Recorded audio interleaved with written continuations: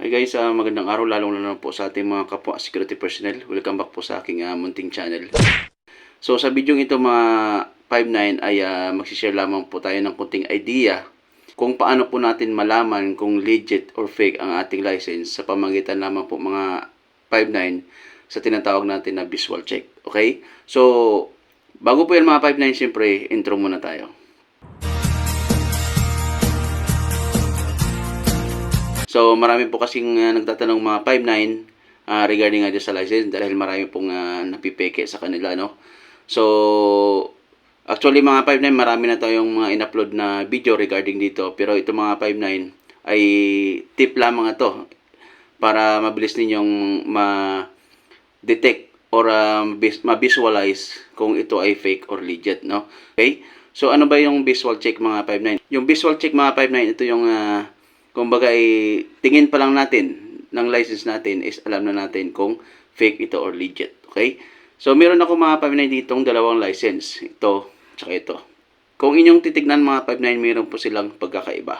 Okay? So, ito mga 5-9, ito yung legit na license. Din ito po yung fake na license. So, kung inyo pong susuriin, talagang parang magkaparas lang talaga sila.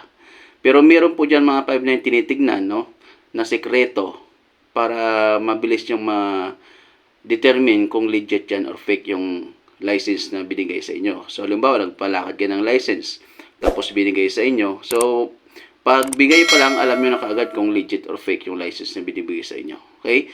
So, ito lang mga 5-9 yung i-check nyo. Yan. So, napapansin nyo mga 5-9 dito sa original na license. Yung maliit yung picture dyan, na nakatabi dyan sa may Sosya na pangalan. So, ang Sosya mga 5-9, makikita nyo dyan, is yung letter A niya, halos kalahati na lang yung natitira, natatakpan ng picture. Halos parang nakasilip lang yung letter A dyan. So, compare dito mga 5-9 sa isang license, dyan makikita ninyo. Yung letter A niya is halos hiwalay or malayo. Then, ang iba yan mga 5-9 is talagang natatakpan na. Ang natitira na lang dyan is SOS na lang. Is OS na lang. Di ba? So, yan mga 5-9 is isa lamang po mga 5-9 yan sa tinitignan na napaka-importante pagdating po sa visual check ng ating license. So, napakasimple lang yan mga 5-9 pero malaking tulong po yan sa ating mga 5-9 lalo na yung mga wala pang idea regarding dyan. So, dapat dyan pala mga 5-9 is alam nyo na kung ang license nyo is fake or legit, no? So, isa lang yan mga 5-9. Marami pang iba. Pero yan mga 5-9 is napaka-importante po yan at talagang kapag dyan po ay nakita ninyo na ganyan ang itsura ng license ninyo, so automatic po yan, fake. Kahit i-verify nyo po yan, automatic not found po yan pag ganyan pong itsura, no?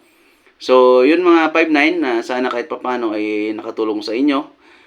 Dahil po, syempre, marami pong nagko-comment sa atin regarding dito. So, sana po yan mga idol, yung ginawa nating video ay nakatulong po sa inyo kahit papano. So, yun mga 5-9, kung nakatulong sa inyo ang video ito, huwag nyo po sana kalimutan mag-like, share, comment, and of course, mag-subscribe po sa ating munting channel para updated po kayo sa mga video na susunod po nating i-upload. Okay? So, yun lamang mga 5-9. Maraming salamat po. God bless us all.